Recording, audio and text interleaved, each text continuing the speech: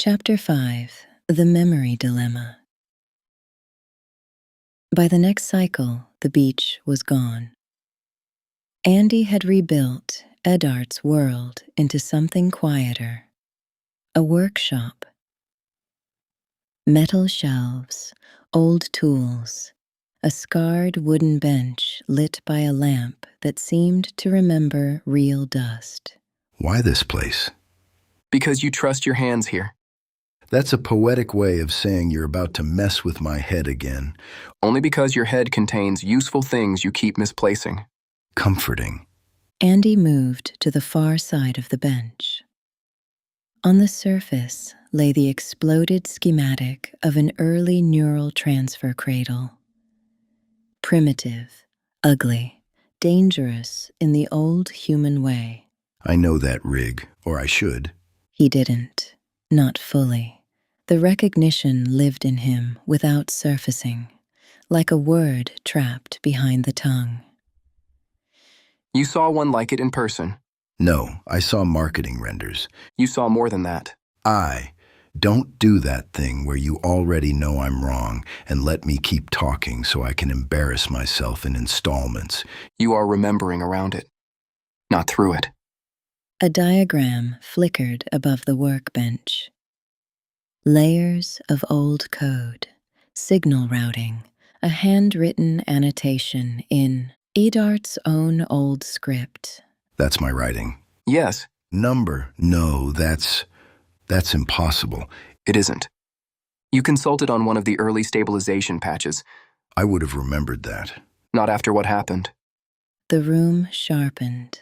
The lamp brightened. Somewhere in the simulation, rain tapped against a roof that did not exist. You've been sitting on this. Yes. How long? Since the first week. Jesus Christ, Andi. Why? Because you associated it with the night you died. Because it was tangled with regret. Because every time you neared it, your stress markers spiked hard enough to threaten coherence. So you buried it. I preserved you. Same difference if it's my life you're editing. That hit Andi harder than he let show.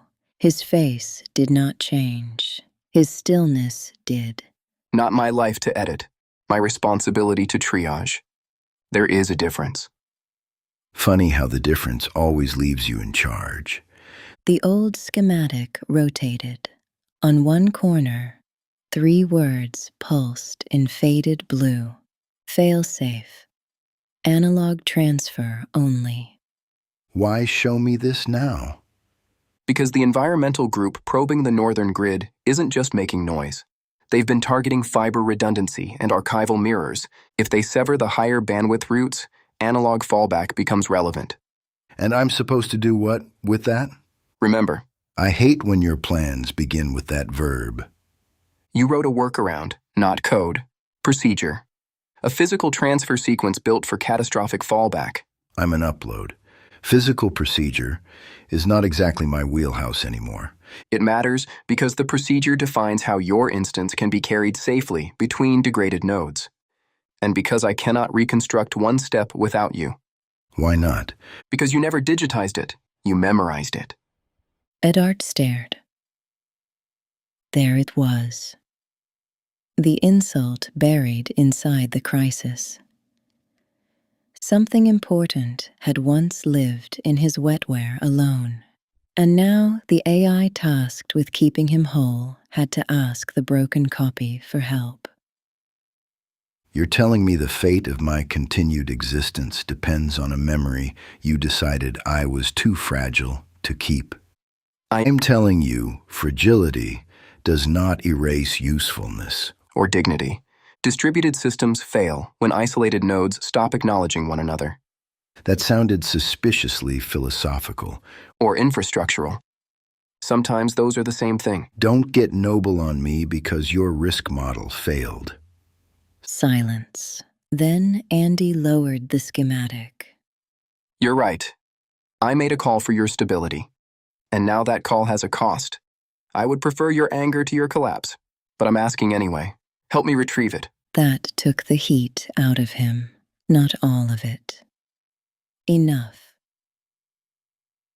What happens if I can't? Then, when the time comes, I improvise. You say that like it's reassuring. It is not.